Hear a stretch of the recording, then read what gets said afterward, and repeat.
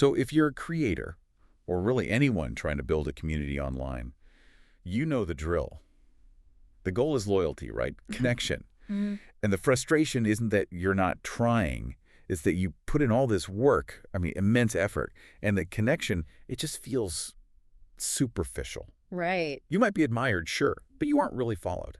And that difference, between passive admiration and real active loyalty, that is everything. It's everything in the creator economy right now. Mm. Admiration is, it's a nice vanity metric, but loyalty, that's the only thing that actually translates into sustained attention, into revenue, and, crucially, into what the algorithm wants. Exactly. So that's what this deep dive is all about. We've gone through a ton of material on how to create that magnetic kind of engagement.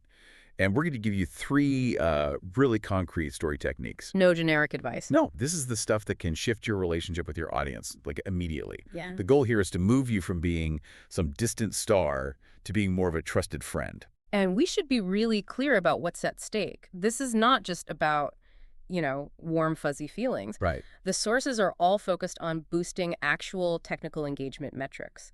When you do this stuff, yeah, you build loyalty, but you also make sure the platforms, especially YouTube, absolutely love your content. Because they reward that discussion. They reward it big time. It's basically an operational advantage, just, disguised as soft skills. Okay, let's unpack this. Let's start with the absolute foundation. Hmm. The first secret technique, and this one is, I think, the most counterintuitive for a lot of creators. It's this: share your real ups and downs, but really focus on the downs, the failures. Mm-hmm. The standard playbook is all about projecting perfection. Be aspirational. Right, be the goal. Exactly. But the sources we looked at, they really highlight that it creates admiration, but it also creates distance. And we need to draw a line between sort of aspirational admiration and actual identification, that in-group bonding. So, okay, if I want someone to do something perfectly, something complicated, I admire them, sure. But I don't feel connected to them. I might even feel a little, envious. Yes, you see them on a pedestal. And once they're on that pedestal, I'm not a peer anymore. I'm just Yeah. an observer. And that's the key. The whole point of sharing failure is to establish what the sources call the genuine human element. Mm-hmm. It's that moment where your audience realizes, oh, they struggle just like I do. They stop just admiring the star and they start identifying with the person. Okay, but here's the pushback. Here's my question. If I'm a creator and I'm constantly talking about my failures, my weaknesses, won't I, destroy my own authority? That's a great question. I mean, if I'm a financial advisor talking about my bad investments, aren't people going to stop trusting me? That is the essential nuance, and the sources really dig into this. It's not about sharing your current despair. Successful vulnerability is almost always reflective. You're sharing a failure you've already overcome. Oh, okay. So the example, I messed up my first video, but I kept... Yes, It's not just about the mess up. It's about the resilience that came after. precisely. You're showing them the path through the struggle. You're not dragging them into your current one. It's the difference between saying, I'm panicking, this campaign is failing, versus, 3 years ago I launched a campaign that just tanked, and here's the embarrassing thing I learned from it. Thanks. The second one shows wisdom that you earned through failure. The audience sees you as a guide who actually made it through the jungle, not some perfect robot who was airlifted over it. And that builds that in-group feeling. Vulnerability as the price of admission, but only when you pair it with what you learned. Okay.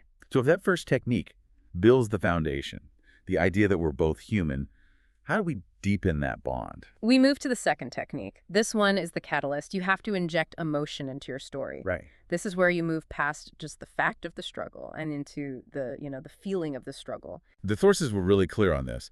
Just listing facts about your journey, it's not enough. You have to actually talk about your feelings. Were you scared, excited, proud? It's about turning data into an experience. Yeah, and there's a concept the sources call emotional connect. And it's not some vague idea. They say it's a measurable physiological response in the audience. When a creator talks about an event with really emotional language, they activate the audience's mirror neurons. So you're basically making the audience feel it with you. You're prompting them to simulate the experience. You're no longer just watching something happen. You are feeling the creator's fear or their joy. Can you give us an example of what that shift looks like? Sure. Think of a travel vlogger. They could say, the plane landed and I found a taxi. It's just information, right? Totally flat. But the emotional connect version is something like, As the plane was coming down, my heart was just pounding. I was so anxious about trying to navigate a new city alone. But then the moment I saw that ancient street, just a wave of pride washed over me. I felt like I was finally doing it. Wow. Yeah. That tiny change transforms everything from like a report into a shared journey. I feel the anxiety and then I feel the pride. And that shared emotion is the catalyst for loyalty. The example from the source material, I was so nervous starting this journey, but your likes made me smile, is actually profound Why not? because it closes the loop. It ties the creator's inner state, their nervousness, directly to the audience's action, the likes. It makes the audience feel like they are functionally necessary for the creator's well-being. So the audience isn't just watching the content anymore. They're actually participating in the emotional outcome. They are invested. If the first technique, vulnerability, makes them feel like you're a peer, the second one, emotion, ensures they're emotionally invested in you succeeding because they felt the struggle right there with you. Okay, so that brings us to the third technique. And this is the one the source is called the algorithm's favorite. We've got the foundation. We've got the emotional connection. The last step is turning that bond into something tangible. The technique. Ask fans to join the conversation and then actually follow through. If the first two techniques build the house, this is opening the door and inviting everyone inside. This is about turning that sort of passive intimacy into active, trackable engagement. So the first part seems easy enough. You ask a direct question at the end of your story. The example they gave was, what is your biggest challenge right now? Which it ties perfectly back to that vulnerability from step one. Exactly. It's specific, it's personal, but like you said, just asking the question isn't the magic part. The single most crucial step in this whole model is this. You have to reply to their answers personally. Okay, but hold on. Let's talk about the scaling problem. This is where it gets real for creators. Sure. A creator with 100,000 subscribers, thousands of comments. They can't physically reply to every single one. So if I know I can't do it for everyone, why even start? Won't I just end up disappointing people later on? That's a phenomenal question, and it's a necessary one. The sources do acknowledge that tension, but they emphasize that it's the effort in the early stages that builds the momentum. Success isn't measured by replying to everyone. It's measured by the comment-to-reply ratio and the quality of your replies. Quality over quantity. How does the algorithm even track that? It's looking for sustained conversation threads. When YouTube sees a creator isn't just, hearting comments, but is actually writing a specific personal reply, even a short one, it validates that commenter, and it encourages them to reply again. That's what creates a sticky conversation loop. So if I ask, what's your biggest challenge? And someone says, work-life balance, my reply shouldn't be, thanks for commenting. No, absolutely not. It should be something like, that work-life struggle is so real. What's one small change you're trying this week? Precisely. That specific reply turns a static comment into a dynamic dialogue. It's two-way communication, and that dialogue is absolute gold for the platform. It signals that your content is generating a community, not just passive views. It turns a one-way broadcast into a visible two-way exchange, which is what the platform wants to promote. Exactly. The algorithm sees that creator response, it sees the viewer replying back, and it knows this content is boosting watch time and loyalty. It creates this self-fulfilling prophecy. You make fans feel seen, so you convert a transaction into a relationship, and the platform rewards relationships.